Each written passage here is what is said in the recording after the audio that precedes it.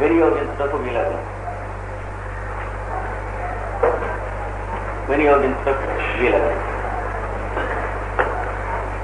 So this is the first proposition which forms the first paragraph of our introduction.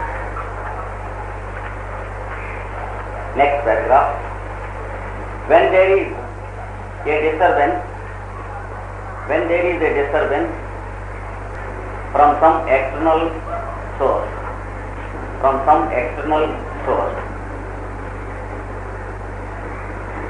then the natural state is disturbed. ఒకనొక బాహ్య కారణముచే ఈ పరిస్థితి యందు వైషమ్యం ఏర్పడగా అందరి సహజ స్థితి చెదరిపో. Then the vital force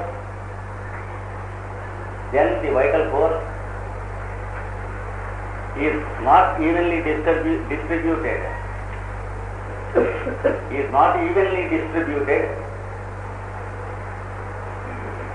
into all the parts of the physical body. అప్పుడు భౌతిక దేహమందలి అన్ని భాగములలోనూ సమానముగా ప్రాణశక్తి ప్రసరింపదు. Then the person experiences a discomfort which is called dis-ease or disease.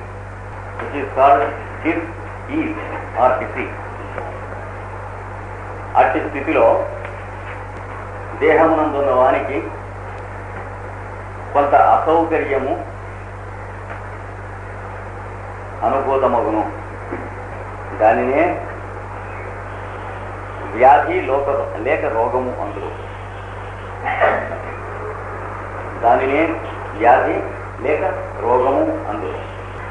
This is the second proposition.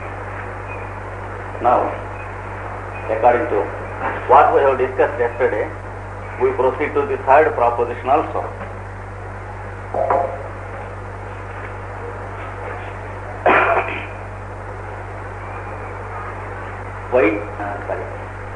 As far as the medical needs are concerned, we call the force by name vital force.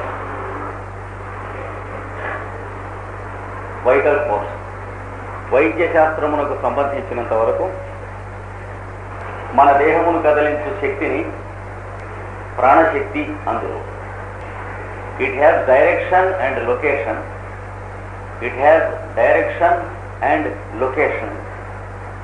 and hence it is substance,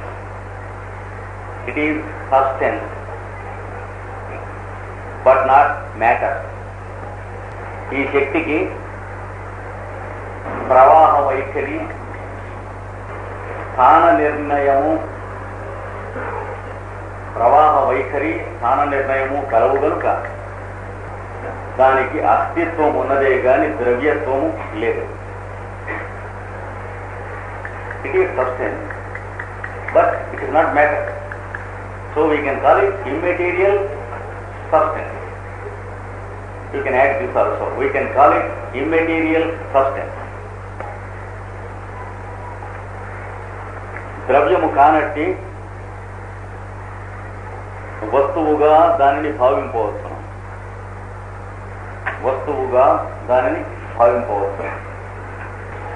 The fact that blood flows through the blood vessel in a particular direction is itself a proof for the existence of the vital force. రక్తనాళములలో క్రమబద్ధముగా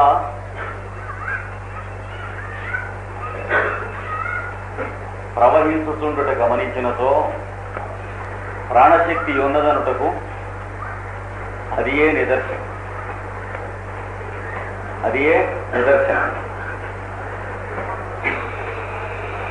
చూసారా, here what we mean is that if you pour some liquid through some hose pipes, you don't expect circulation.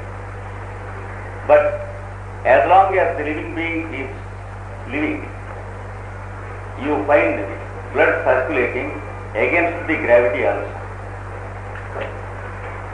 మనకి ఏదైనా పైప్స్లో కానీ డబ్బాలో కానీ పోస్తే అందులో ఉన్న liquid ఎప్పుడు కూడాను గ్రావిటేషనల్ పుల్కి అనుకూలంగానే పనిచేస్తుంది, కానీ ఇంకోటి పని చేయడానికి వీల్లేదు. శరీరంలో మనం కూర్చున్నా, పడుకున్నా, పక్కకు ఒత్తిగిలినా, ఏ పొజిషన్లో ఉన్నా కూడా బ్లడ్ సర్క్యులేషన్ యొక్క డైరెక్షన్ మారటం. కూర్చుంటే బ్లడ్ అంతా ఇక్కడికి వచ్చేసి ఉండాల్సింది, లేక పడుకుంటే వీపు కిందికి వచ్చేసి ఉండాలి, అంత నొత్తుంటే కాళ్ళలోకి వచ్చేసి ఉండాలి, శీర్షాసనం వేస్తే అంతా బొర్రలోకి వచ్చేసి ఉండాలి. అట్లా జరగటం లేదు. సర్క్యులేషన్ నడుస్తుంది అనకన్నా ఎక్కువ నిదర్శనం ఏముంది, ఒక ఫోర్స్ లోపల పనిచేస్తూ ఉన్నది అని అనటానికి. అయితే 1,00,000 నిదర్శనాలు ఉన్నాయి, కానీ మనం ఒకటి కాదు. ఎందుకంటే ప్రొసీడ్ టు ది సబ్జెక్ట్. ఒకదాన్ని ప్రూవ్ చేయటం కాదు ఇక్కడ. Already start with some acceptance of the existing truth. So this is only one proof. Next para. The cause of the production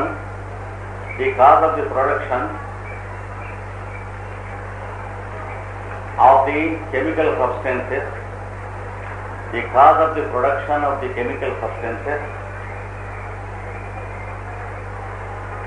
in the tissue building process of the body, is always consistent,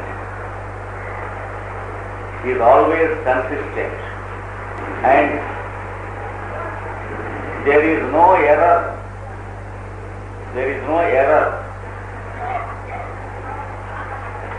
in the biochemistry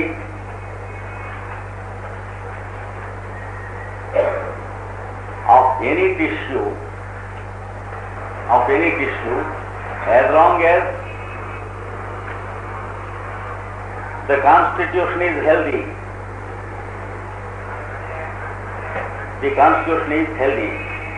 దేహమందలి రసాయనిక పదార్థముల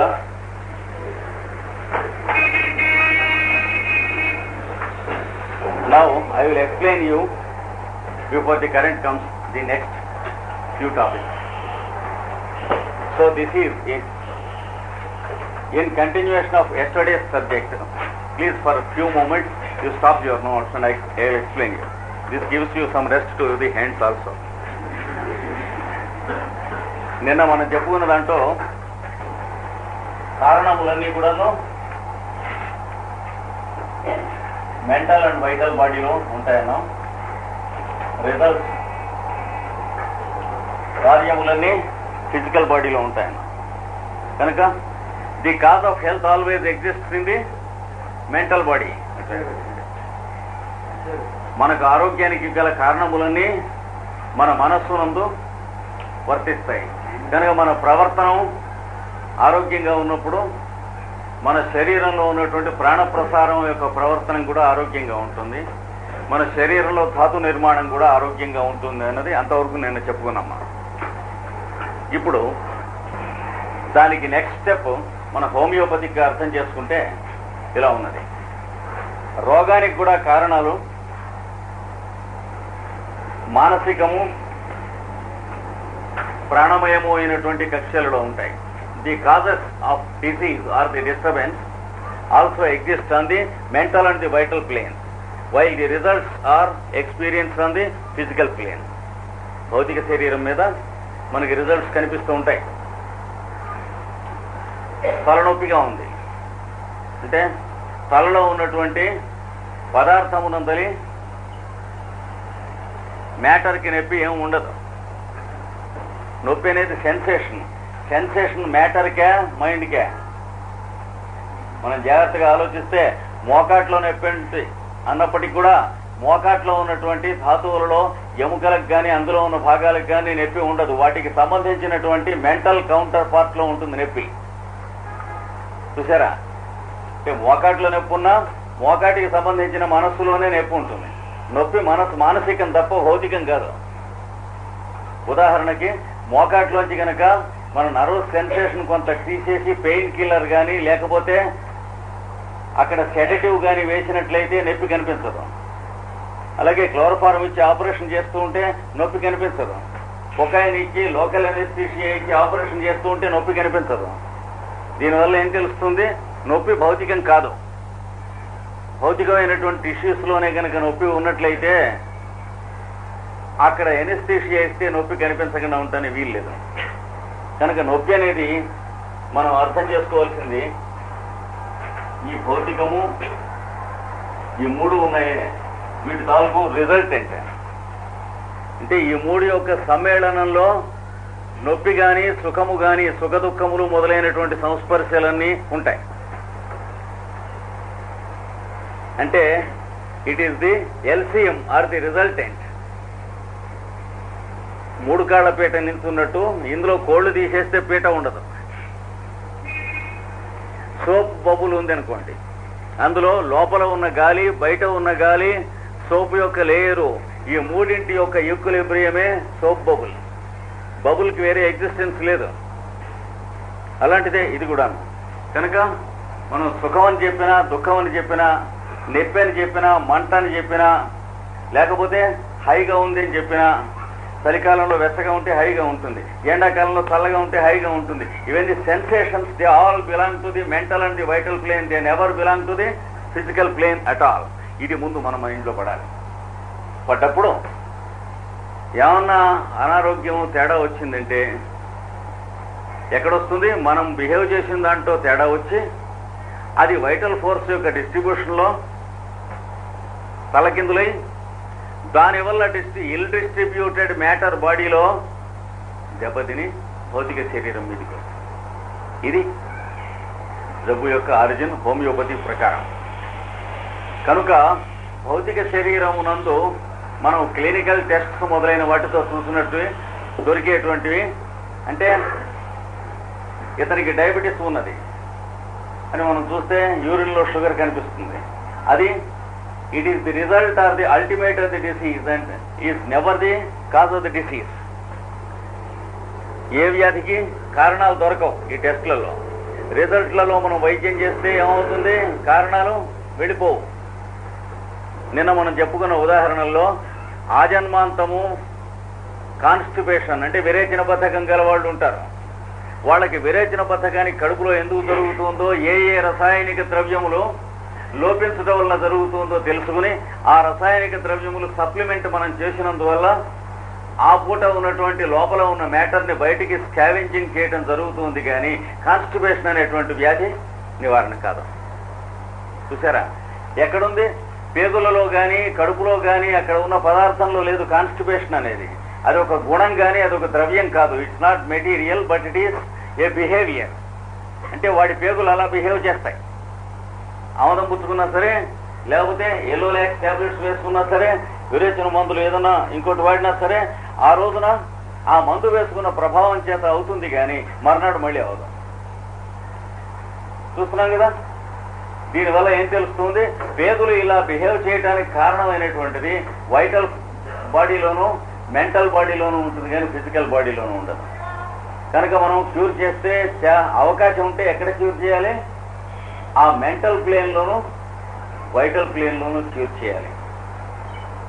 ఇప్పుడు శరీరం సహజ స్థితి నుంచి చెదరి అసహజ స్థితికి వచ్చినది అని మనకి తెలుస్తూ ఉంటుంది ఇట్లాంటి వాటి వల్ల. ఇంకా ఏం తెలుస్తుంది? ఒక రోజున ఒక మాటో రెండు మాటలో విరేచన బద్ధకం అయితే మందేసుకుంటే తగ్గిపోతే మళ్ళీ మామూలుగానే సక్రమంగా నడుస్తూ ఉండేటువంటి శరీర తత్వములు కొన్ని. అలా కాకుండా మందేసుకున్న పూట విరేచనమై తర్వాత మళ్ళీ విరేచన బద్ధకం అలాగే ఉన్నటువంటి శరీర తత్వములు కొన్ని. అంటే things that can be physically rectified. అంటే పొరపాటున ఏదో తేడా వచ్చింది, తాత్కాలికమైనది మొదటిది. ఈ రెండవ ఉదాహరణ తాత్కాలికం కాకుండా శరీర తత్వంలో ఒక భాగంగా ఉన్నటువంటిది రెండవది. కనుక ఈ మొదటి దాన్ని ఏమంటారు? తరుణ వ్యాధులు అని అంటారు. అంటే అక్యూట్ డిసీజెస్, అనేకములైన తాత్కాలిక కారణముల మీద మాత్రం ఆధారపడి ఉన్నటువంటి వ్యాధులు. వాటికి ఎప్పుడు ఏ రకమైన మందు వేసినా తగ్గిపోతుంది, మందు వేయకపోయినా ఆహారంలో కొంచెం అటు ఇటు సర్దుబాటు చేస్తే తగ్గిపోతుంది. జ్వరం వచ్చింది, పెళ్లిలో 2-3 రోజులు పగలు రాత్రి నిద్రపోకుండా పనిచేశారు, తలనొప్పి జ్వరం విపరీతంగా వచ్చేసింది. విశ్రాంతి ఇచ్చి హాయిగా వెచ్చగా ఉన్నటువంటి పానీయములు ఇచ్చి ఎవరు డిస్టర్బ్ చేయకుండా అలా ఉంచేసేసి గదిలో సమశీతోష్ణమైనటువంటి పద్ధతిలో ఉంచినట్లయితే ఒక 24 గంటల్లో ఆ టెంపరేచర్ తగ్గిపోతుంది. 48 గంటల్లో రెస్ట్ వస్తుంది. ఇంకొక 24 గంటల్లో మామూలుగా ఫిట్ అయిపోతాడు. తర్వాత ఆహారం 1-2 రోజులు జాగ్రత్తగా స్ట్రాంగ్ ఫుడ్స్ అవాయిడ్ చేసినట్లయితే ఆ పైన మందక్కర్లేదు. ఇలాంటివి ఒక జాతి. కానీ ఈ రెండవది ఎలా చేస్తే తగ్గేవి కావు. ఆజన్మాంతం విరేచన బద్ధగా ఉన్నవాడికి 1-2 రోజులు చారు తాగి మొదలైనవి చేస్తే ఆ రోజున మాత్రం చారుతరంగా ఉంటుంది.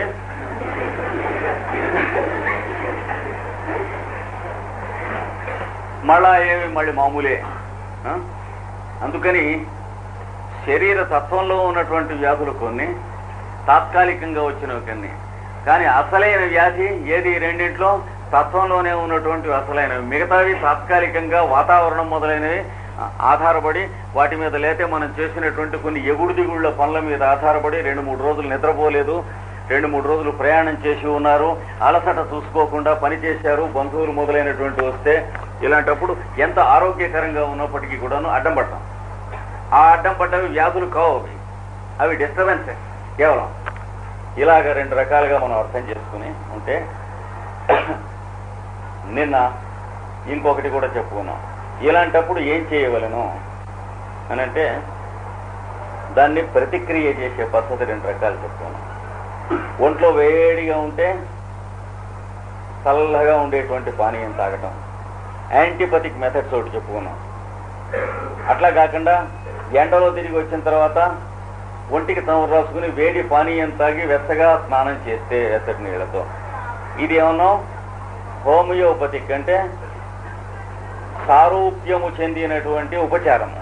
మొదటిది యాంటీపతిక్ అంటే వైరూప్యము చెందిన ఉపచారము, అంటే విరుద్ధమైనటువంటి ఉపచారం ఒకటి, స్వరూపమైన ఉపచారం ఒకటి. ఇది చూసాం. ఈ రెండింట్లో ఏది సుఖకరం అని అనుకున్నాం, ఏది శ్రేయస్కరం అని అనుకున్నాము? అది విపరీత ఉపచారములు చేసినటువంటి వారు చాలా మంది ప్రమాదమునకు గురి అవుతూ ఉన్నారు. స్వరూపమైనటువంటి ఉపచారము చేసినప్పుడు ప్రాణానికి చాలా రక్షణ, క్రమశిక్షణ జరుగుతూ ఉన్నది. అంతేగాక ఇంకోటి ఉన్నది, వైరూప్యమైనటువంటి ఉపచారము చేసిన కొద్దీ ఏమవుతుందంటే శరీరానికి వ్యాధి హెచ్చిపోతుంది. ఉదాహరణకి పార్శ్వపు తలనొప్పులు నేను చెప్పుకున్నాం. పార్శ్వపు తలనొప్పికి ఒక తలనొప్పి మాత్రం టాబ్లెట్ వేస్తే వాడు మైక్రోఫైన్ అని ఇలా బొమ్మలేస్తారు. ఇట్లాగో ఇట్లాగో ఇట్లాగో అంటే ఆ వేళ్ళు పెంచుతూ పోతారు. అంటే ముందు ఒక మాత్ర వేసుకుంటే సరిపోతుంది, తగ్గిపోతుంది. ఏం చేస్తున్నాం మనం? ఇక్కడ ఉన్నటువంటి బ్లడ్ వెసల్స్ ని, కాంట్రాక్ట్ అయిన వాటిని వ్యాసో డైలేషన్ చేస్తున్నాం. చేస్తే అమ్మ ప్రాణానికి హైగా అప్పుడే కల్పవృక్షం నుంచి కోసుకొచ్చినట్టుగా ఉంటుంది. ఆ మాత్ర అయిపోయింది. మళ్ళీ ఇంకో మాట వేసాం, అయిపోయింది. 6-7 నెలలు, ఒక ఏడాది అయిన తర్వాత ఒక మాత్ర వేస్తే తగ్గదు. ఇప్పుడు ఏం చేయాలి? వాడు బొమ్మలో వేసినట్టు ఇట్లా వేయాలి. ఇంకా కొన్నాళ్ళు పోయిన తర్వాత ఇట్లా 5 వేళ్ళు ఎందుకు పెట్టారంటే 5 మాత్రల దాకా వెళ్ళొచ్చని. ఇలా జరిగినప్పుడు చూసిపోయిందే కరెంట్ చూడండి. చూసిపోతే మనం ఏదైనా ప్రయత్నం చేయాలి. కరెంటు కొనకపోతే వస్తుంది, నలుగురికి వస్తే మనకి వస్తుంది. ఎలక్ట్రిసిటీ వారు కూడా మన క్లాసులో ఉండటం మన భాగ్యం. రామశర్మ గారిని కలుసుకునేటప్పటికి కరెంట్ వచ్చేసింది. ఇప్పుడు చదువుతున్నటువంటి సబ్జెక్ట్ కొంచెం పూర్తిగా వినండి, తర్వాత మళ్ళీ నోట్స్ చూద్దాం. ఏమవుతున్నది? తలనొప్పి, పార్శ్వపు నొప్పి ఉన్నటువంటి వాళ్ళు, క్రానిక్ సిక్ హెడేక్స్ ఉన్నటువంటి వాళ్ళు 5 సంవత్సరాలు 10 సంవత్సరాలు తలనొప్పి పిల్లలు వాడేటప్పటికి ఏమవుతున్నది? పనిచేయదు. ఏం చేత? అంటే వ్యాధి ఆనాటికి ముదిరిపోతుంది. తర్వాత మందులు తిరస్కరించి మందు ఇమ్యూనైజ్ అయిపోయేటువంటి లక్షణం వస్తుంది. కనుక యాంటీపథిక్ మెజర్స్లో ఉన్నటువంటి డేంజర్ ఏమిటి? ఉపశమనం కలిగించి వ్యాధికి అభివృద్ధిని కలిగించు. అంటే దే ప్యాలియేట్ ది సఫరింగ్. ప్యాలియేషన్ అంటే ఉపశమనం. And they increase the disease. ఎందుచేత మనకు వచ్చే తలనొప్పి వ్యాధి కాదు, నేను చెప్పుకున్నాం. తలనొప్పి మనలో వ్యాధి ఉన్నది అని తెలియజేయటం కోసం వస్తుంది. మనం తలనొప్పిని నోరు మూయిస్తున్నాం. పెళ్లి జరుగుతూ ఉండగా దొడ్లో పాము వచ్చిందిట అని ఎవడో వార్త పట్టుకొస్తాడు అనుకోండి. వాడి నోరు గొంతు మూసి లోపలికి తీసుకెళ్తే శుభమా అశుభమా? పెళ్లిపేట్ల మీద వీడు ఈ అశుభం కబురు తీసుకొచ్చాడు శకున పక్షులే అని చెప్పనీయకుండా నోరు మూసి వెనక్కి లాక్కెడితే పెళ్లిపేట కిందికి వస్తుంది అది.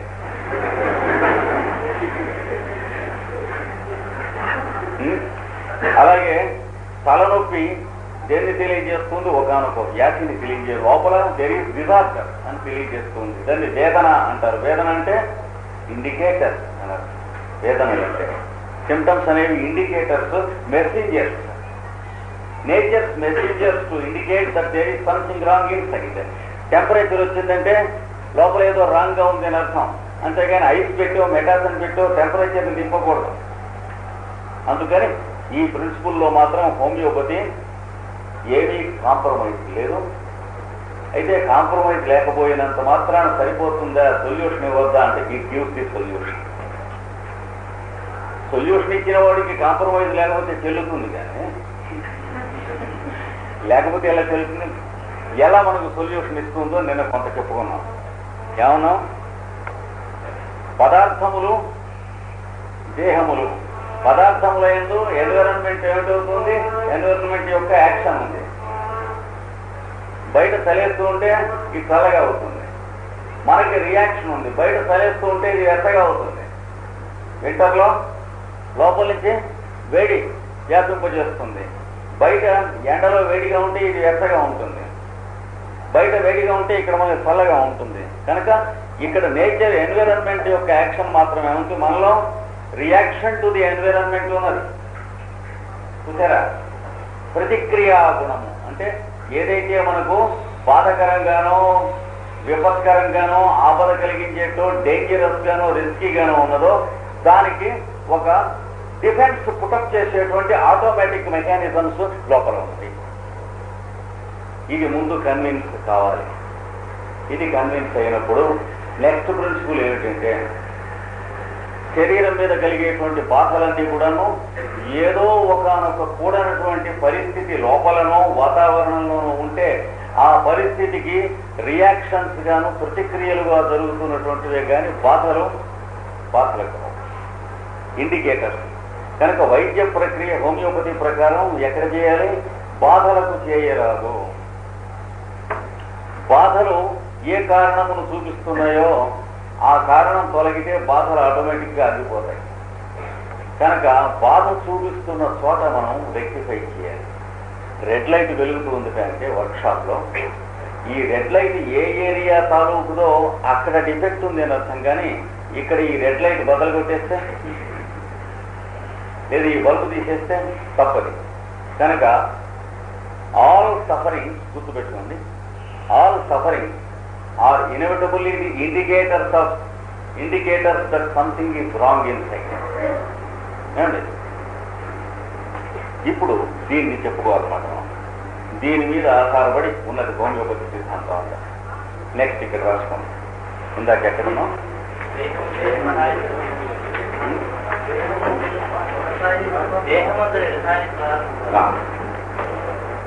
ఈ మహాశక్తియే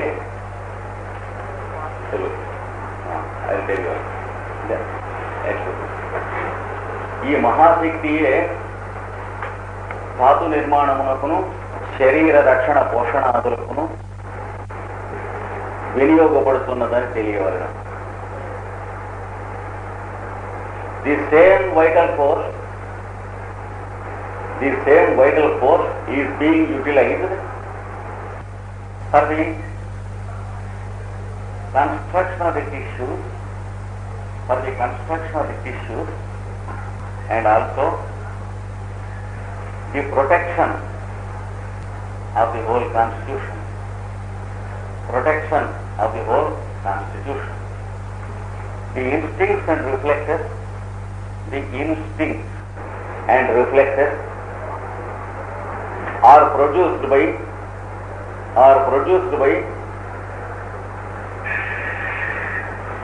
the vital and the mental body to protect the constitution.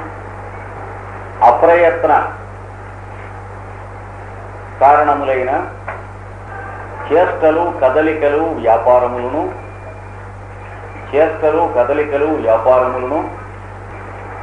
దేహ పరిపోషణ రక్షణాదులకై సమకూర్చబడినవి.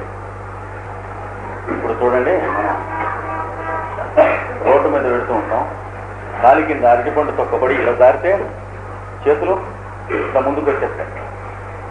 దాన్ని ఏమంటాం? రిఫ్లెక్స్ యాక్షన్ అంటాం. అలాగే ఇట్లా మనం మాట్లాడుతుంటే ఒకటి రాయి విసురుతాడు, రాయి విసిరితే చేతులు ఇట్లా వస్తాయి. చేతులు రావడానికి టైం లేకపోయినా రాయి ఇక్కడికి వచ్చేటప్పటికి రెప్ప ఇటు పూసుకుని తలకాయ ఇట్లా వండుతుంది. ఇవన్నీ మన మనస్సుతో తెలిసే చేస్తున్నామా? మనం ఏదైతే ఇంటెలిజెన్స్ అని అంటామో దాన్ని కన్సల్ట్ చేసి జరుగుతున్నాయా? దాన్ని కన్సల్ట్ చేసి జరగాలంటే పుణ్యకాలం వెళ్ళిపోతుంది. అంటే కాలి కింద అరటిపండు తొక్కబడి జారి ఎటప్పటికీ ఈ చేతులలో ఉన్నటువంటి నరములు కండరములను ఈ వార్త ఇక్కడికి పంపించి అక్కడ ఉన్నటువంటి వారు మినిస్టర్స్ ఎమ్మెల్యేస్ ఎవరో ఉంటారు. వారు మళ్ళీ హలో అని అట్లాగా చేతులారా మీరు రెండు రక్షణకు ముందుకు వెళ్ళడు అనే లోపల ఫ్రాక్చర్ అయిపోతుంది, వీడిని హాస్పిటల్ వెళ్తుంది. So the inner government is not so slow and erring as the human government, because it is always there to protect you and because nature is essentially progressive. ప్రకృతి యొక్క ఇంటెలిజెన్స్ కిని, ప్రకృతిలో ఉన్నటువంటి products అయినటువంటి living beings యొక్క intelligence కిని part and the whole relationship ఉన్నది. We are only parts of nature, we can't be the whole. therefore our intelligence can never reach the intelligence of nature and we should not be ashamed of it. మనం చదువుకున్నామే, English వస్తున్నాయి, ఇట్లా అనుకుంటే ఎట్లా, ఇవే అనుకోకూడదు. వాటికి వీటికి సంబంధం లేదు. మనం ప్రకృతి మొత్తంలో ఒక భాగం కనుక మొత్తంలో ఉన్న ఇంటెలిజెన్స్లో ఒక భాగం ఎంతవరకు కావాలో అంతవరకే పనిచేస్తుంది. అతి తెలివి లేకుండా ఉండేటట్లుగా ఏ జంతువుకైనా అంతే, మనిషికి కూడా అంతే. అయితే మనిషి అన్నిటికంటే ఇంటెలిజెంట్ బీయింగ్ కదా, అంటే ఎంతవరకు అంటే మనిషికి కావాల్సినంతవరకు, అది దాటి ఉండదు. అందుకని మనని కన్సల్ట్ చేయకుండా పనిచేసేవి కొన్ని లక్షల ఇంటెలిజెన్స్ శక్తులు లోపల పనిచేస్తున్నాయి జాగ్రత్తగా చూసినట్లయితే. మరి ఈ కాలు దారితే చేతులు ముందుకు రావటం మన కన్సల్ట్ చేసి జరుగుతుందా? కానీ అది ఇంటెలిజెంట్ ప్రాసెసా లేకపోతే బ్లైండ్ ప్రాసెసా? కామన్ సెన్స్ ఉపయోగిస్తే ఏమవుతుంది, మనం ఇంటెలిజెన్స్ అని పిలుస్తున్న దానికన్నా ఇంకా ఎక్కువ ఇంటెలిజెంట్ ప్రాసెస్. ఈ ఒక్క విషయంలోనూ modern psychology thoroughly wrong in calling it sub conscious. Sub conscious కాదు, సూపర్ కాన్షియస్ అది. ఎందుకంటే మన కాన్షియస్నెస్కి అందనటువంటి రక్షణ మనకి ఇస్తున్నటువంటివి సబ్ కాన్షియస్ అని పిలిచిందంటే 20th century psychology is in its paleolithic stage. ఒకటికంటే 21వ శతాబ్దంలో ఉన్నటువంటి మెడికల్ స్టూడెంట్స్ నవ్వుకుంటారు, పిచ్చిముండ కొడుకులు 20th centuryలో ఇది సైకాలజీ కింద చదువుకున్నారని చెప్పి ఈ సబ్ కాన్షియస్ అనేటువంటి దాన్ని గురించి. ఇప్పుడున్నటువంటి మోస్ట్ మోడర్న్ సైకాలజీ పుస్తకాలు అన్నీ కూడా మనం క్షుణ్ణంగా గాలించి చదివి, అంటే నేను చదివి ఇక్కడ నుంచి మాట్లాడుతున్నాను కోపడకండి, చదివితే మొత్తం మీద మనకి తెలిసేది ఏంటంటే modern psychology it is only A science of problems without solution. మీకు నిద్ర పట్టకపోతే ఎందుకు పట్టదో ఎక్స్ప్లెయిన్ చేయగలిగినటువంటి తాహతు ఉంది, కానీ నిద్ర ఎట్లా పడుతుందో చెప్పగలిగినటువంటి తాహతు మోడర్న్ సైకాలజీకి ఈ రోజు వరకు లేదు. క్షమించండి, ఉంటే ఎవరన్నా చెప్పండి, మీరు శిష్యుడుగా నేను వస్తాను. ఎందుకు నిద్ర పట్టడం లేదు అంటే సప్రెస్డ్ డిజైర్ మొదలైనటువంటి దిండ్ల వంటి పుస్తకాలు చాలా ఉన్నాయి. చలికాలంలో మంట కలుసుకునేందుకు పరిగెత్తారు. కానీ నిద్ర పట్టడం లేదంటే ఎందుకు పట్టడం లేదో చెప్పి నువ్వు ఫీజు తీసుకున్నావు పంచాంగం చెప్పి, కానీ నాకు నిద్ర పట్టడానికి ఏమన్నా మెథడ్ చెబుతావా అంటే డ్యామ్ డస్టీ సెడేషన్ అంతే కదా. ఆ స్లీపింగ్ పిల్స్ అని చెప్పి అందులో ఏముంటాయి, నల్లమందు, గంజాయి మొదలైనటువంటి ఇంగ్లీష్ పేర్లతో ఉంటాయి కనుక మనకు తెలియదు, పొగాకు. కానీ అప్పుడు మనకు వచ్చే సెడేషన్ పేరు నిద్ర అని అనగలమా? నిద్ర కాదు, ఆత్మవంచన. అంటే it is a mental suicide. ఎందుకని అతి నిద్రపోయి మెలుగు వచ్చిన తర్వాత నిద్రలో వచ్చిన విశ్రాంతి మనకు కలుగుతున్నదా? ఏమన్నా తేడా ఉంటే చెప్పండి. ఇవన్నీ కూడా హ్యానిమన్ పాపం చాలా ఇట్లా బుర్ర పట్టుకున్నాడు. ఏమిటి ఈ మందులు వీళ్ళందరికీ పోషిస్తున్నాం, ఏమైపోతారు వాళ్ళంతా, ఇలాంటి పని చేసినందుకు మనం ఏమైపోతాం అన్నది ఆలోచన. ఇప్పుడు ఈ ప్రాసెస్ అంతా చూస్తే వైటల్ ఫోర్సు మెంటల్ బాడీ కలిసి ఎంత రక్షణ శిక్షణాదులు చేస్తున్నాయో మనకి వేరే చెప్పనక్కర్లేదు. అంతేకాక నిన్న చెప్పాను, మనకు కెమిస్ట్రీ రావడంతో సంబంధం లేకుండా మన ఎముకలలో ఏమేమి కెమికల్స్ ఉంటాయో అవే ఉంటాయి, మన చర్మంలో ఏమేమి కెమిస్ట్రీ ఉంటుందో అదే ఉంటుంది, మన కండరాలు దేంతో తయారు చేస్తాయో ఆ కెమిస్ట్రీ అలాగే ఉంటుంది. ఏమండి, మనకు కెమిస్ట్రీ రావడంతో సంబంధం లేకుండా మనం ఆక్సిజనే పీలుస్తాయి మన ఊపిరితిత్తులు, వదిలేటప్పుడు కార్బన్ డైఆక్సైడే వదులుతాయి. మనకు రావడంతో రాకపోవడంతో ఏ సంబంధం లేదు. మన ఇంటెలిజెన్స్ అనేది only A part of it. మొత్తం నేచర్లో ఉన్న ఇంటెలిజెన్స్లో ఒక భాగంలో మన ఇంటెలిజెన్స్ కూడా ఉంది కనుక మనం కూడా కెమిస్ట్రీ నేర్చుకుంటానే వీలవుతుంది. రెవల్యూషనరీగా ఉండవచ్చు చెప్పిన విషయాలు, కానీ ఆలోచించుకోండి. ఇంటికి వెళ్ళి దీనికి సమాధానాలు మీ దగ్గర ఏమన్నా ఉన్నట్లయితే రేపు వచ్చి మళ్ళీ ఫ్రీగా చెప్పవచ్చు. ఇది ఓపెన్ థింకింగ్ తప్ప అకాడమిక్గా ఒక రకంగా ఎన్థ్రోన్డ్ ఇగ్నోరెన్స్, ఎన్ష్రైన్డ్ ఎర్రర్ మనం పెట్టుకోవచ్చు. ఓపెన్ థింకింగ్ ఎప్పుడైనా సరే తేడా అనిపిస్తే ఈ తేడా అని అంటాను. తీయగా ఉంటే తీయగా ఉంది, ఉప్పగా ఉంటే ఉప్పగా ఉంది, చేదుగా ఉంటే చేదుగా ఉంది అని. కానీ ఫలానా వాళ్ళంటే భోజనం చేస్తూ చేదుగా ఉందంటే బాగుంటుంది అని తీయగా ఉంటుంది అని అనుకోకూడదు. ఇప్పుడు చెప్పినటువంటివన్నీ కూడా అన్అవాయిడబుల్గా ఉన్నటువంటివి. అందుకని ఈ వైటల్ ఫోర్స్లో ఇంత ఇంటెలిజెన్స్ పనిచేస్తూ ఉన్నప్పుడు వాటి వలన పుట్టేటువంటి ఆరోగ్యానికి మన శరీరంలో ఏదన్నా ఆహార విహారాదుల స్వీకరణలో సహజత అసహజత అనేవి రెండు ఎట్లా వస్తాయో దాన్ని ఇవాళ చెప్పుకుంటాం అన్నమాట. దాన్ని continue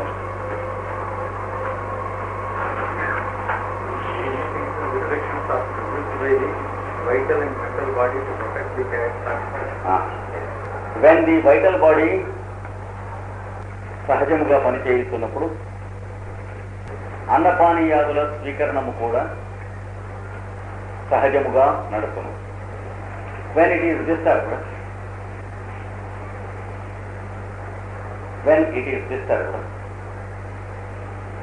the metabolism is also disturbed. ప్రాణశక్తి ప్రసారము తారుమారయ్యడంతో అన్నపానీయాదుల ప్రవృత్తులు కూడా తారుమారడు. ఆరోగ్యము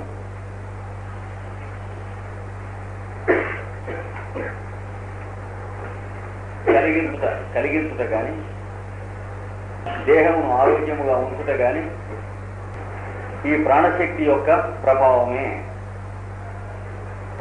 maintaining the healthy state or improving the health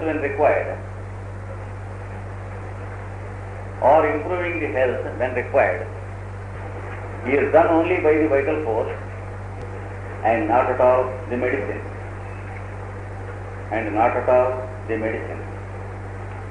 అంతేగాని ఔషధముల ప్రభావము కాదు. When there is some disturbance, the vital force reacts.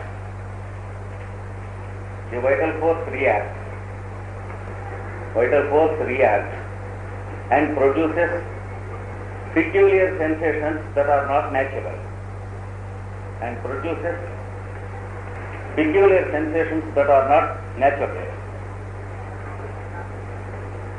For example, headache, For example, headache, stomachache or fever. దేహమునందు ఏదైనా వైషమ్య కారణము కలిగినతో ఈ ప్రాణశక్తి తన ప్రతిక్రియా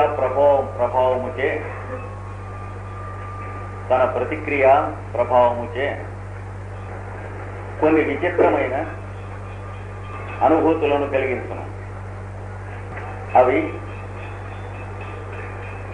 తలనొప్పి, కడుపు నొప్పి మొదలగు అసహజములైన అనుభూతి.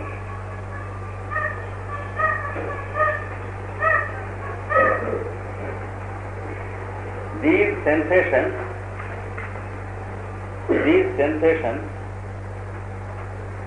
are intended to indicate that there is something wrong. And they are called symptoms.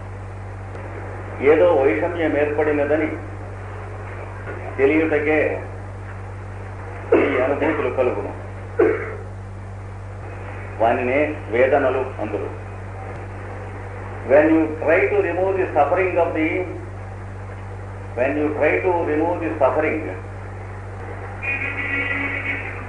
the symptoms, then the indicators are removed. And the disease increases until it kills a man. ఈ వేదనలకు ఉపశమనము కలిగించినతో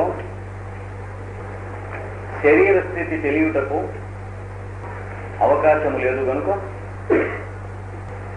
వ్యాధి ముదిరిపోయి వ్యక్తిని చంపం. యాంటీపథిక్ method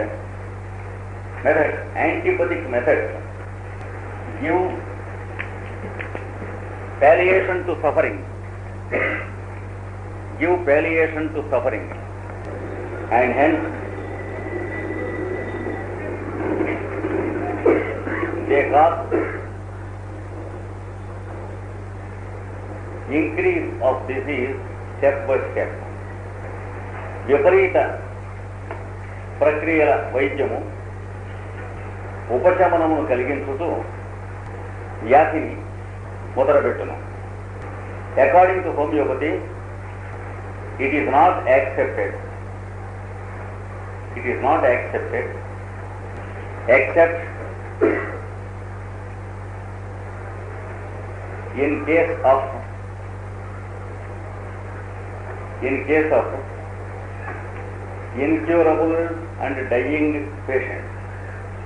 of incurable and dying patients. నివారణకు వీలుగానివి తుది ఘడియలలో ఉన్నవి అగు పరిస్థితులలో తప్ప ఉపశమన ప్రక్రియలు హోమియోపతిలో అంగీకారము కావు. Now you stop writing and I will explain something more. మనకి అయితే హోమియోపతి ఎలా పనికి వస్తుంది అని అడగచ్చు. When there is something undesirable, we have seen that there is a reaction which produces symptoms. ఏమండి, ఒక రకమైనటువంటి పురుగు పుట్టింది, పుడితే నోటేమో నొరగొచ్చింది, పాము లోపలికి ఈగ వెళ్ళింది, వాంతి ఎడుతుంది. ఇవన్నీ ఏమంటాం? Reaction. The vital force react against the poison to expel it out. శరీరంలోంచి పెద్ద ప్రాణానికి మోసం లేకుండా కొంత భాగాన్ని తీసేసి బయటికి వాంతి, వికారం మొదలైన విరేచనాలు ఇట్లాంటి వాటితో బయటికి కొట్టేస్తుంది. చెమట వీటితో ఏదైనా పాయిజన్ వచ్చినప్పుడు వాంతి అవ్వటం కానీ, చెమట పోయటం కానీ, విరేచనాలు అవ్వటం కానీ మొదలైన ఎందుకు జరుగుతాయంటే the vital force vigorously tries to expel the poison through as many methods as possible. చూసారా? అంతేగాని విషం వల్ల మనం చచ్చిపోతూ ఉన్నప్పుడు ఉన్న లక్షణాలు కావు. విషాన్ని శరీరం బయటికి వెళ్ళగొట్టడానికి చేస్తున్నటువంటి ప్రయత్నపు లక్షణాలు. అందుకని చనిపోబోతున్నటువంటి వాడికి ఏదన్నా విషం పెట్టినట్లయితే ఈ లక్షణాలు రావు. ఎందుకని ప్రతిక్రియా సామర్థ్యం పోయి ఇది వెంటనే వస్తుంది. ఇంకా తొందరగా పోతాడు తప్ప ఇవి రావు. ఇవి వస్తున్నాయంటే అర్థం బతకడానికి వీలుంది, రక్షించుకుంటానికి వీలుంది ప్రయత్నం ఉంది. ఇది గుర్తుంచుకోండి. ఇప్పుడు శరీరంలో సహజమైనటువంటి ఆహార విహారాలు పడితే ఇలాంటివి పుట్టవు, పడకూడదని పడితే పుడతాయి. ఇప్పుడు మనం తీసుకునేటువంటి పదార్థాలు, లోపలికి పడేటువంటి పదార్థాలు 2 రకాలుగా అర్థం చేసుకున్నాం. ఒకటి, నేను రాసుకోకండి, welcome, unwelcome, desirable and undesirable. ఫలాంటి నోట్లో వేస్తున్నాం, అన్నం నోట్లో వేస్తున్నాం, రియాక్షన్ ఉండదు. ఏముంటుంది? బాడీ యొక్క యాక్షన్, మెటబాలిక్ యాక్షన్ ఉంటుంది. అంటే శరీరానికి అన్నపానీయాలని స్వీకరణ శక్తి, వినియోగ శక్తి, బహిష్కరణ శక్తి కదా. Metabolism, anabolism and catabolism. పనికొచ్చే పదార్థం ఏం పడ్డా ఈ 3 రకాలైనటువంటి యాక్షన్స్లో పెడుతుంది. కుర్రాడు గిన్నెలో కందిపప్పు వండి పెట్టుంటే వెళ్ళి చూసుకోకుండా మనం చూడకుండా తినేసాడు అనుకోండి, వాడు సావడు. ఆరోగ్యవంతులైనటువంటి తల్లిదండ్రులు పుట్టినవాడైతే హరించుకుంటాడు.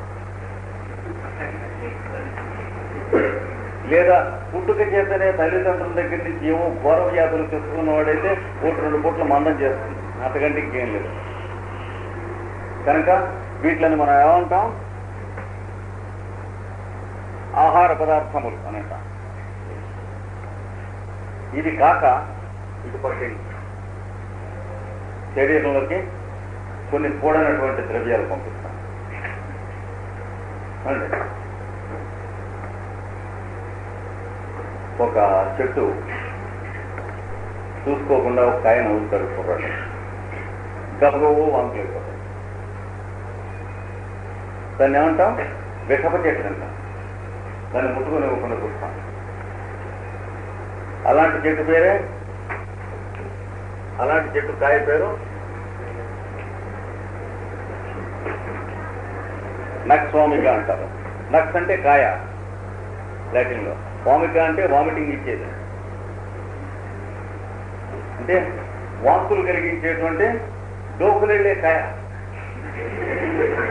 నక్స్ వామిక అంటే ఆ మాట కడతాం. ఇది నోటు తగిలితే డోకులుంటాయి. ఆ కాయ లక్షణం అది, ఆ కాయ లక్షణం కనుక అయితే చనిపోతున్న వాడి నోటికి తగిలించినా డోకులు వెళ్ళాలి, శవం నోటికి తగిలించినా వెళ్ళదు.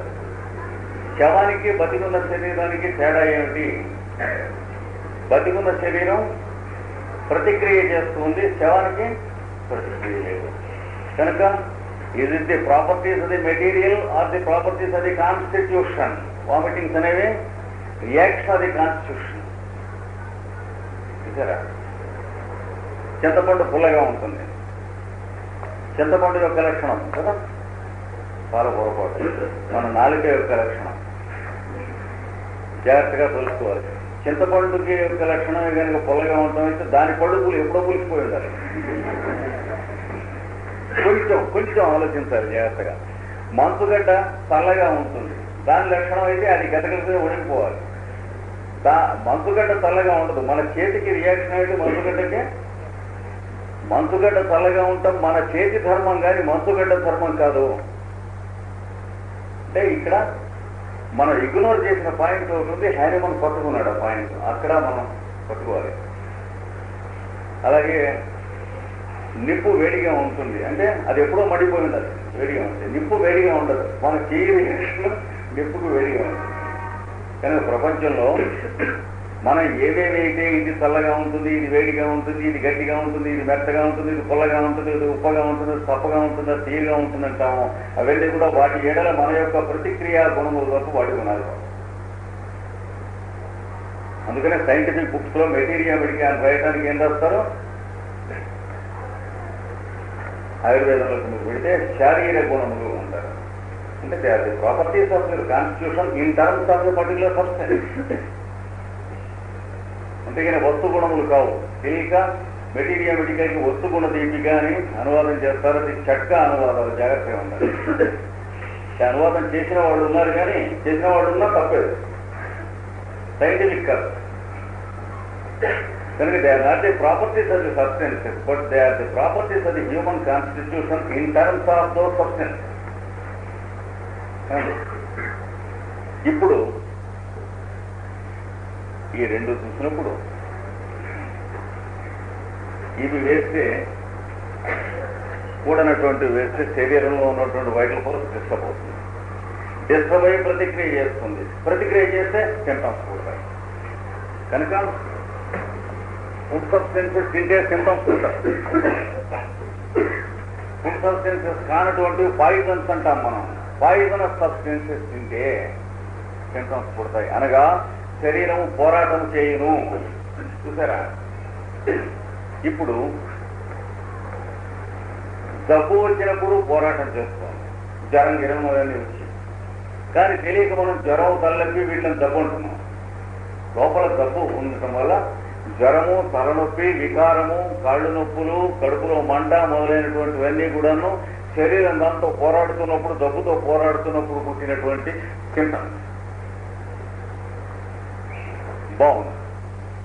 ఏదన్నా పాయిజనస్ సబ్స్టెన్స్ శరీరంలోకి పంపించినప్పుడు, శరీరం దాంతో పోరాడుతున్నప్పుడు కనిపించినా కూడా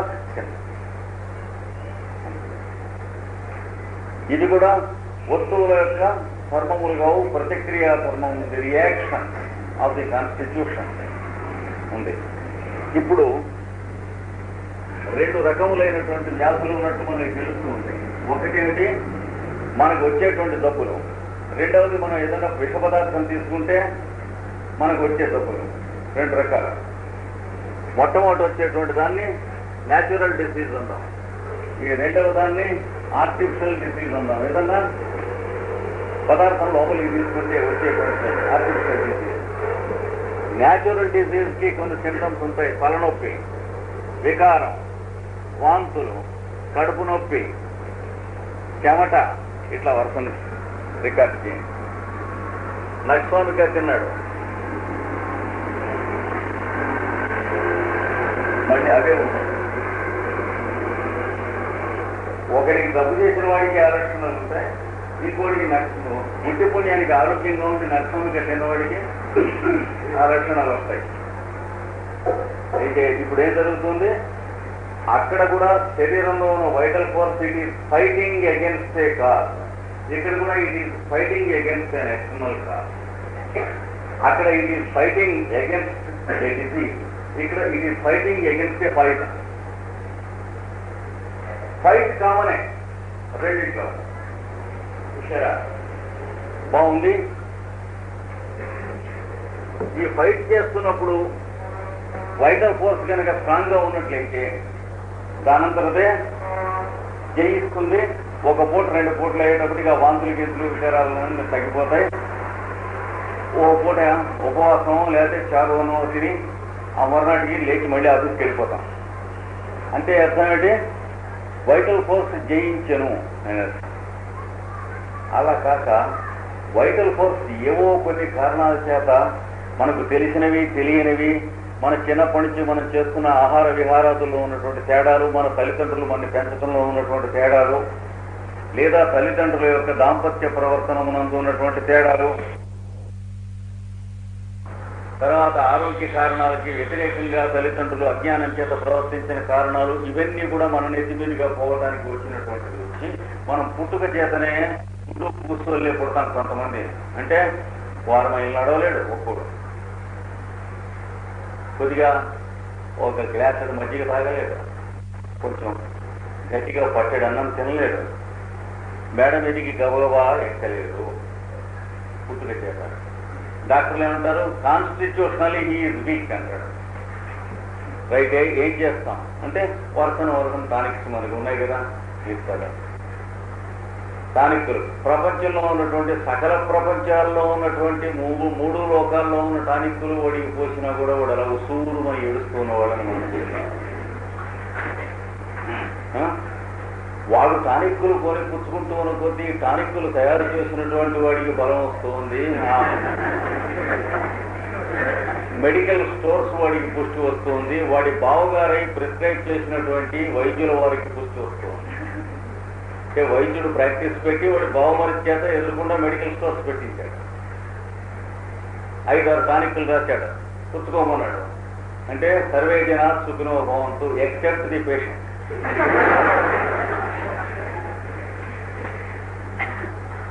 ఎన్ని టానిక్కులు పోసినా వాడు అలాగే ఉంటాడు. చూస్తున్నాం కదా కొన్ని కాన్స్టిట్యూషన్. ఏమి జరిగింది? అలాంటి వాడికి ఇలాంటి వాంతులు వికారాలు అన్నీ వస్తే మూలిగే నక్కమే తాటిపండు పడ్డదని. ఇప్పుడు శుభ్రంగా ఉన్నటువంటి వాడికి ఏదో చూసుకోకుండా పచ్చిపోయిన తిన్నాడు, వాంతులు వచ్చినట్టంటే పళ్ళును హోకులు 2-3 డోకేస్తాడు. అతలిగడ మళ్ళీ తర్వాత వచ్చేసి మళ్ళీ మర్నాడు స్నానం చేసుకుని బజార్కి వెళ్ళిపోతాడు. ఏముండదు. వీడు అలా కాదు, అసలే మామూలుగా అయ్యో మొర్రో అంటున్నాడు. అట్లాంటిది ఇది వచ్చేటప్పటికి వీడిని ఆ వర్టికల్ కాస్త హారిజంటల్ గా మంచంలో పడుకోబెట్టి వాడిని అది తగ్గిన దాకా చేసి, తగ్గిన తర్వాత టానిక్స్ పెట్టి, ఆ టానిక్స్ తో కూడా అయిన తర్వాత చివరి 2-3 నెలలు అయిన తర్వాత కూడా అలాగా ఉంటాడు. వాడు ఫ్రెండ్ ఏరా అలా ఉన్నామంటే ఈ మధ్య దగ్గు చేసింది, ఈ మధ్య అంటే 3 months కింద కానీ ఉన్నాయా లేదా? అలాంటప్పుడు vital force it is not able to fight. అప్పుడు ఏం చేయాలి అంటే ఆయన మనం చెప్పాడు, నువ్వు వైటల్ ఫోర్స్ ని అలాంటి స్థితిలో ఉన్నప్పుడు ఇంకా అతని మందులు కొట్టావనుకో, ఈ మందులు కూడా వైటల్ ఫోర్స్ మీద పనిచేస్తాయి కదా. Because they are not foods కానప్పుడు వాటి ఏడాలో రియాక్షన్ ఉంటుంది. అసలే ఉన్నదానికే పెట్టుబడిదారుగా తస్తూ ఉంటే వాడు హైపోతికేటెడ్. ఏది వాడి ఆహారానికి కావాల్సింది, శ్వాసకు కావాల్సింది, ఆఫీస్కి వెళ్లాల్సింది, సంసారం చేయాల్సింది, ఇన్నిటికీ కావాల్సిన వైటల్ ఫోర్సే. డాక్టర్కి అందులో ఉన్నటువంటి టానిక్లకి వీటికి బ్యాంకుకి హైపోతికేటెడ్ వ్యాపారం లాగా ఉంటుంది జీవితం మొత్తం అంతా. ఇది కాక ఇంకా మందులు కూడా పడేస్తే వాటిని ఎత్తినట్లే. చూసారా హ్యానిమన్ ఇవన్నీ చూస్తారు. ఇవన్నీ చూస్తే కమర్షియల్ పాయింట్ ఆఫ్ వ్యూతో చూస్తే ప్రొఫెషనల్ గా చాలా డేంజరస్. అంచేత డొక్క చింపేయండి వీడిని అన్నారు. Hahnemann was haunted from country to country, from nation to nation. నిలవ నీడు లేక, ఉండటానికి ఇల్లు లేక తరిమి కొట్టారు. దేశం నుంచి దేశానికి, రాజ్యం నుంచి రాజ్యానికి. పెద్దవాళ్ళు లోకాన్ని మేలుకోరి దిగి వచ్చినటువంటి మహానుభావులు ఎవరినైనా అట్లాగారు. లేక ఉండటానికి ఇల్లు లేక తరిమి కొట్టారు. దేశం నుంచి దేశానికి, రాజ్యం నుంచి రాజ్యానికి. పెద్దవాళ్ళు లోకాన్ని మేలుకోరి దిగి వచ్చినటువంటి మహానుభావులు ఎవరినైనా అట్లాగారు. And he was no exception, and he was never spare, because he was against the commercial racket of medicine. ఇప్పుడు ఈయన చెప్పేది ఏమిటంటే, ఏదో ఒకనొక కారణం చేత ఇక్కడ ఫైట్ చేస్తూ ఉన్నది లక్షణాలు. ఇక్కడ నువ్వు ఏ పదార్థం వేస్తే అదే ఫైట్ శరీరం పుట్ఫోర్స్ చేయిస్తుందో చూసుకోమన్నాడు. ఇక్కడ ఏ రకమైనటువంటి పోరాటం జరుగుతున్నదో, అంటే ఏ గ్రూప్ ఆఫ్ సిమ్టమ్స్ పుట్టినాయో వీళ్ళు రియాక్షన్ గా, అవే గ్రూప్ ఆఫ్ సిమ్టమ్స్ ని శరీరంలో రౌజ్ చేయించేటువంటి పాయిజన్ సెలెక్ట్ చేయమన్నారు. చేసి ఇక్కడ శరీరం తట్టుకోలేకుండా ఉంది, ఈ పాయిజను ఇంత టాబ్లెట్, ఇంత ఇంజక్షను, ఇంత ఆపరేషను, అంత ఎనిమా ఇంతింతో పంపించే కన్నా, అంటే వెటర్నరీ డోసులో శరీరంలోకి పంపించే కన్నా ఒక పద్ధతి చేసి చూడండి అన్నాడు. ఇక్కడ నక్స్వామిక అనగానే వెళ్ళిపోతాయి కదా, వికారం, వాంతి, తలనొప్పి, కడుపు నొప్పి, వణుకు, మీకు ఒక 400-500 సింటమ్స్ వస్తాయి నక్స్వామిక పాయిజన్కి జరిగితే మనిషికి. ఇక్కడ అందులో కొన్ని వచ్చినాయి. అంటే ఏంటి? పోట్లాడుతుంది. ఇలాంటి కారణమే దీనికి స్వరూపము, అంటే సిమిలర్ నాట్ సేమ్ అయిన కారణం అక్కడ ఉన్నది. ఇక్కడ మీరేం చేస్తారంటే నక్స్వామిక పడేస్తే వాడు ఇంకా వీక్ అయిపోతాడు. యాంటీ యాసిడ్ ఇంటియాతో ఇది అసలే యాసిడిటీతో వస్తున్న వాడికి యాంటీ యాసిడ్ వేస్తే ఆ పూట ప్రాణానికి హాయిగా ఉంటుంది. అమ్మయ్య కొలసరం అంతా తగ్గిపోయింది, ఇక మనం ఆజన్మాంతం ఏమైనా భోజనం చేయొచ్చు అన్నట్టు ఉంటుంది. మళ్ళీ మూడో నాడు అదే రకంగా ఉంటుంది, ఏడుస్తున్నట్టు ఉంటుంది. ఎందుకని యాంటీబయాటిక్ మెషర్ కదా, డిసీజ్ ఇంక్రీజ్ అవుతుంది. యాంటీ యాసిడ్ ఒకటి వేసుకోవాల్సింది కొన్నాళ్ళు పోయిన తర్వాత 2 వేసుకోవాల్సి వస్తుంది, కొన్నాళ్ళు అయిన తర్వాత 3 వేసుకోవాల్సి వస్తుంది. ఆ మెడికల్ స్టోర్స్ వాడికి వ్యాధి తగ్గుతూ ఉంటుంది, విడిగి పెరుగుతాం. సరే, ఇక్కడ అలా చేయొద్దు అన్నాడు. నక్స్వామిక యూజ్ చేయండి, కానీ నక్స్వామికకి ఫైట్ చేసేందుకు మాత్రం రౌజ్ చేయండి బాడీ. ఈ పాయిజన్కి ఎదురకుండా ఫైట్ చేయకు, రౌజ్ చేయండి. ఏం చేద్దాం, కొంచెం నక్స్వామిక మింగిద్దామా, అలా చేయకండి. ఒక చిన్న బిడ మింగిద్దామా, అలా చేయకండి. ఇంకా చిన్న బిడ, అలా చేయకండి. ఏం చేస్తారంటే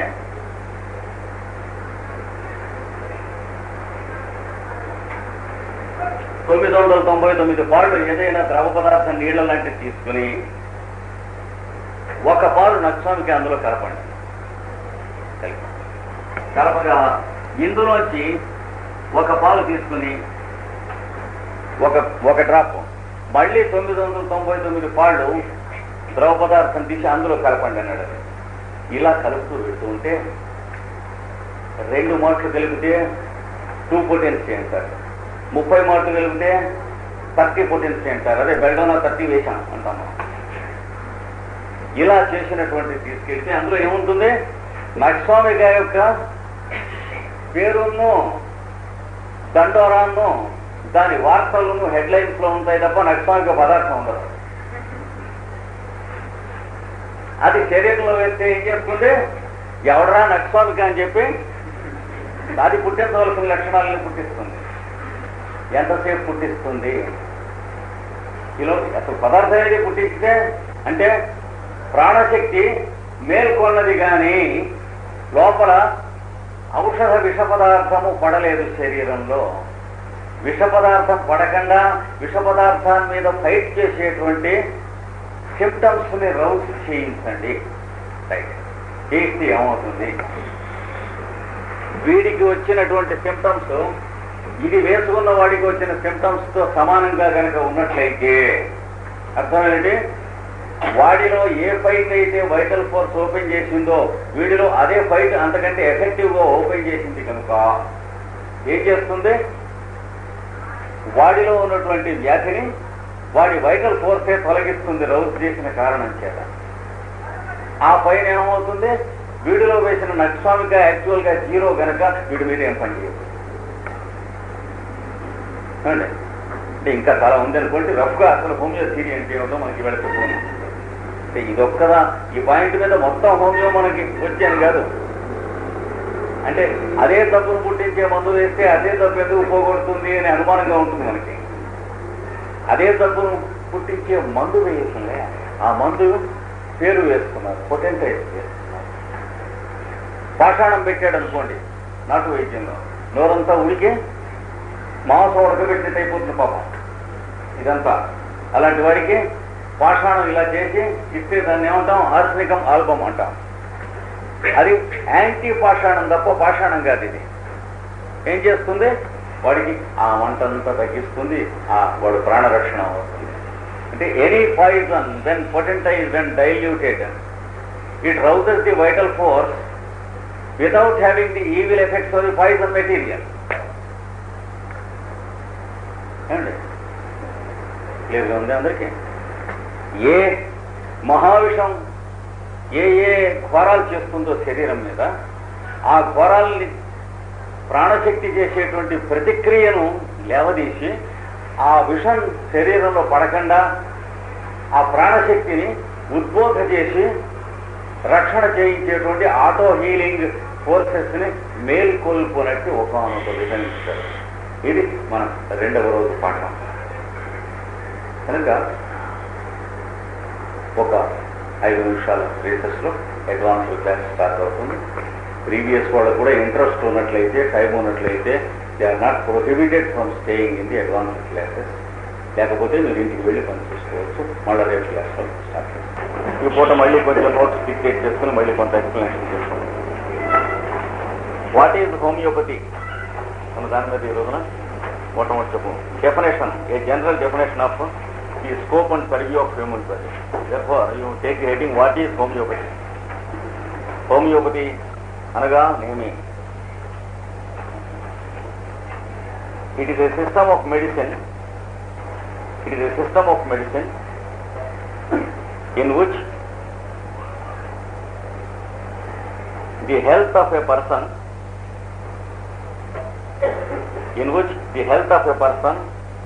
is restored. The health of a person is restored through an application of the law of similars. The law of similars. Law of similars. తెలుగులో రాసుకునే వాళ్ళకి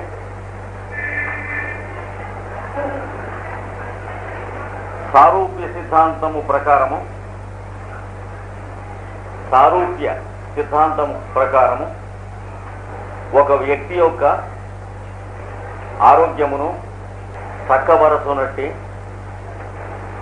విధానమే homeopathy అనబడును. The law is as follows. You can cure any disorder.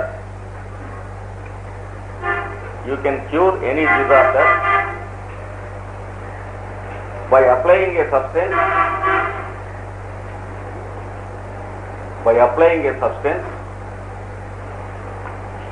The medicinal properties of which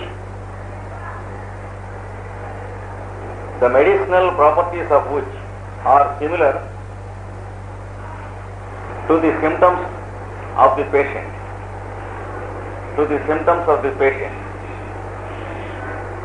అనగా ఆ సిద్ధాంతం ఈ విధముగా చెప్పవచ్చు. ఒక రోగి యొక్క వేదనలతో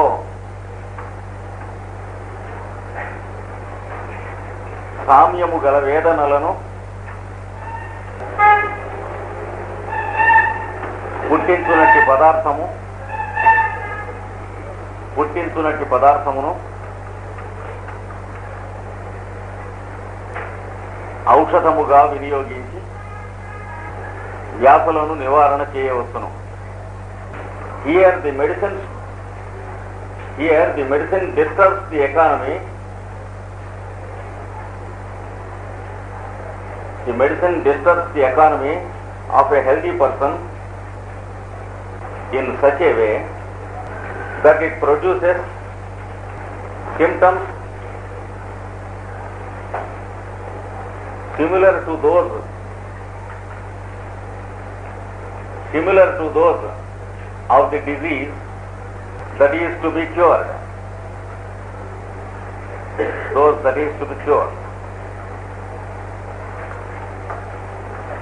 ఔషధ పదార్థము దేహమునందు పుట్టించునట్టి మార్పులు ఆ వ్యాధి పుట్టించునట్టి మార్పులతో సారూప్యము కలిగి ఉండును. For example, the medicine called Naxwamika produces in a healthy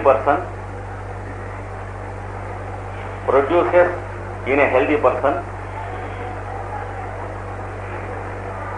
symptoms like nausea, vomiting, stomachache, headache, and impulses of anger.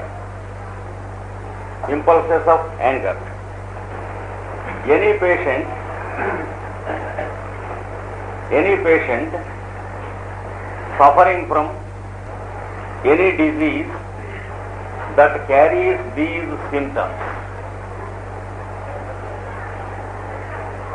that carries these symptoms can be cured by applying Nexomica in its proper dose. By applying Nexomica in its proper dose. ఉదాహరణకు నక్సోమికా అను విష పదార్థము ఆరోగ్యవంతుని శరీరమున వికారము, వాంతి, కడుపు నొప్పి, తలనొప్పి, పిచ్చి కోపము అను వేదనలను పుట్టించును. ఈ వేదనలతో కూడిన రోగము గల ఏ రోగికైనను నక్సోమిక సరి అయిన మోతాదులో ప్రయోగించడం వలన రోగ నివారణ మగునని తెలియవలెను. Since the symptoms produced by the medicine and the disease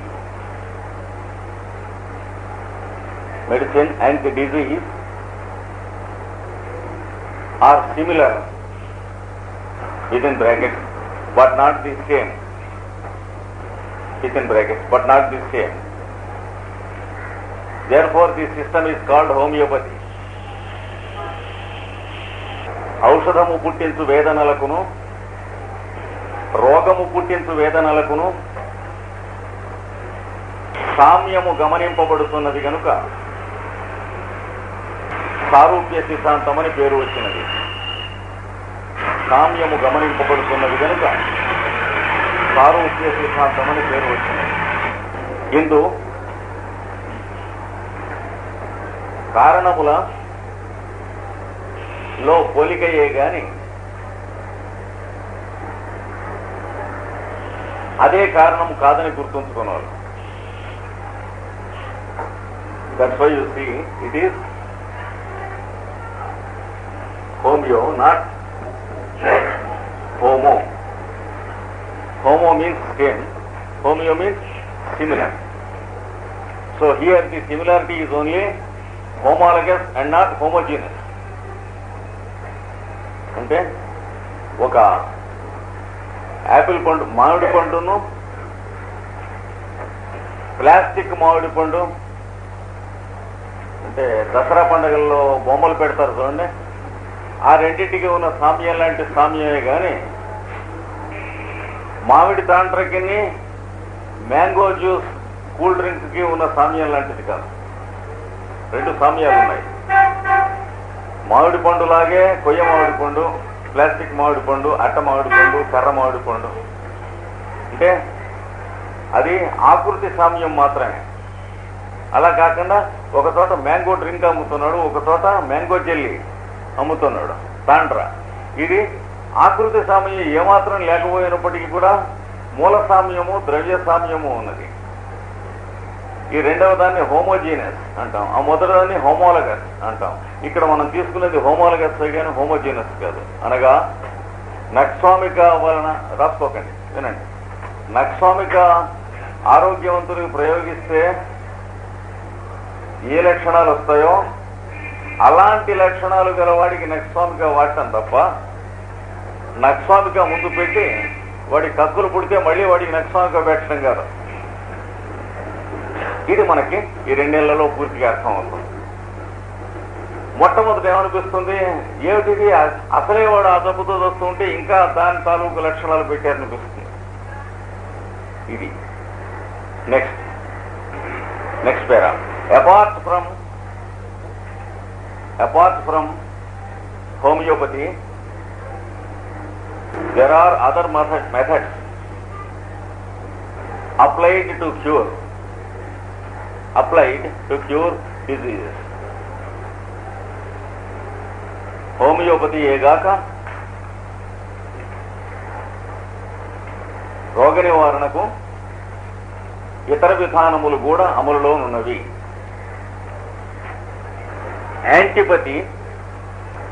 is another method where the cure is attempted by producing conditions opposite in nature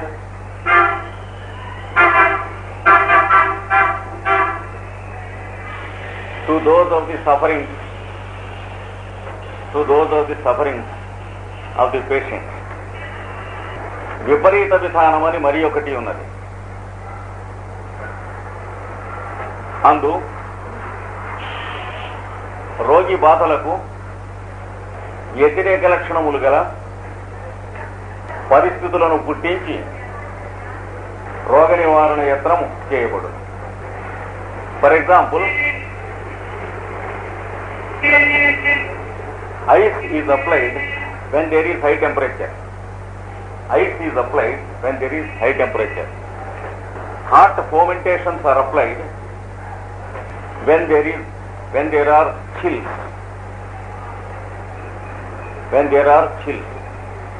ఉదాహరణకు జ్వరము తీవ్రముగా ఉన్నప్పుడు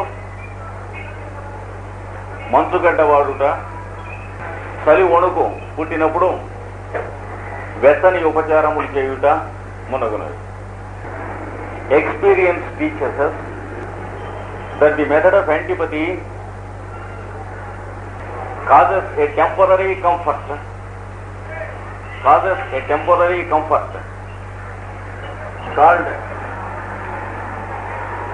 palliation.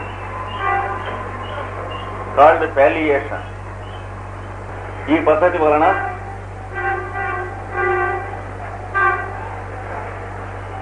తాత్కాలికమైన సదుపాయమే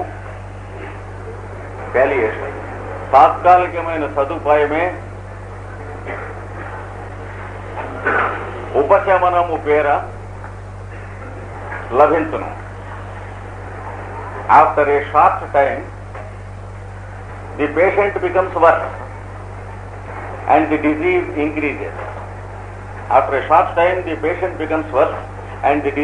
increases. స్వల్ప కాలమున రోగి దుర్బలత్వము చెంది వ్యాధి బలిష్టమగును.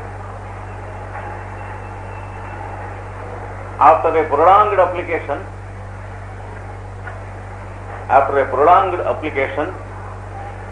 the disease develops an immunity to the treatment,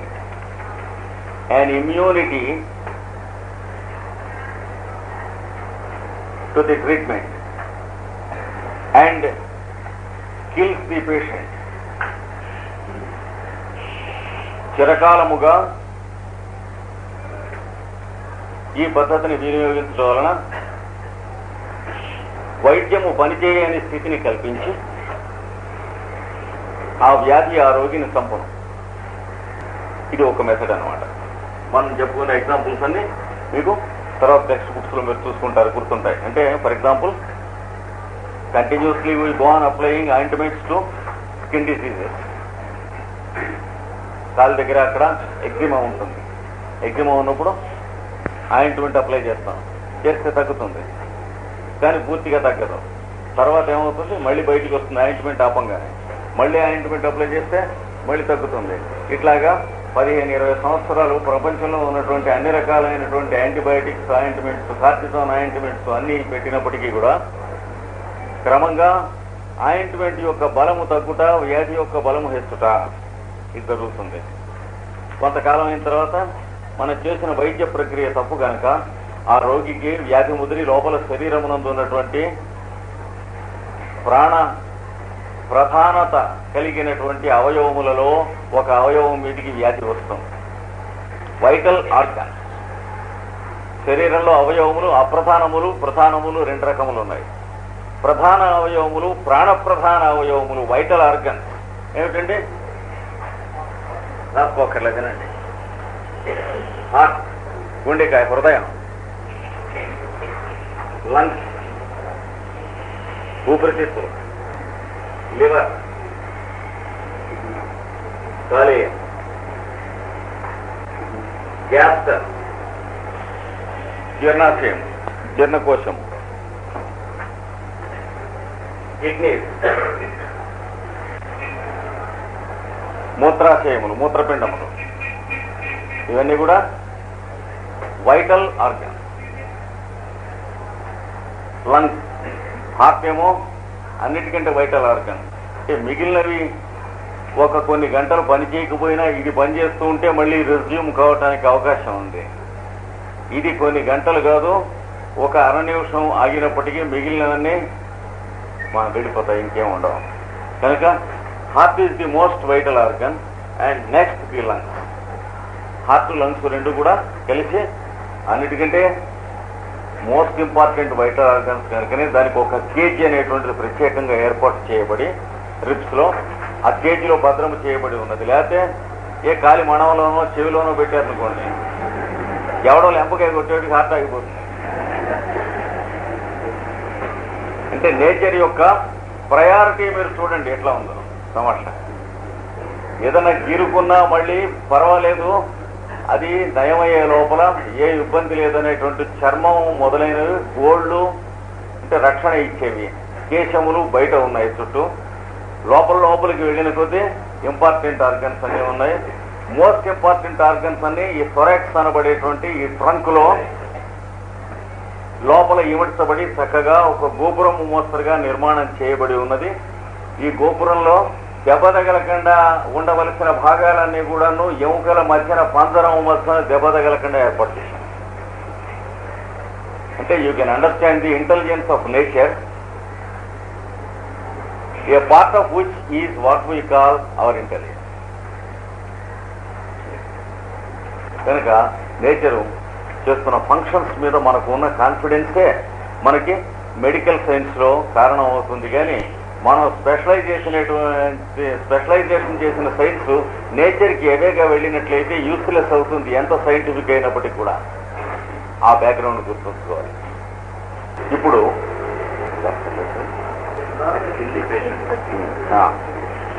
యాంటీపతి యొక్క లక్షణాలు చూసాం. వెంటనే చంపేవి కూడా మనం ఉదాహరణలు చెప్పుకున్నాం. ఎండలో ప్రయాణం చేసి వచ్చి సన్నీళ్లు స్నానం చేసినటువంటి వాడు ఎండ దెబ్బ కొట్టి చావటం, ఎండలో బాగా మాడుతూ ఉండగా చెట్లకి చల్లని నీళ్లు పోస్తే చెట్లు చనిపోవటం, ఇవన్నీ మనం ఎరుగున్న విషయాలు. ఇది అంటే ది ఈవిల్స్ ఆఫ్ యాంటీపతిక్ మెషర్స్. అది హోమియోపతిలో వాడనివ్వండి, అలోపతిలో వాడనివ్వండి, ఆయుర్వేదంలో వాడనివ్వండి, న్యాచురోపతిలో వాడనివ్వండి, ఎస్కడార్లో వాడనివ్వండి, ఏ సిస్టంలో వాడనివ్వండి,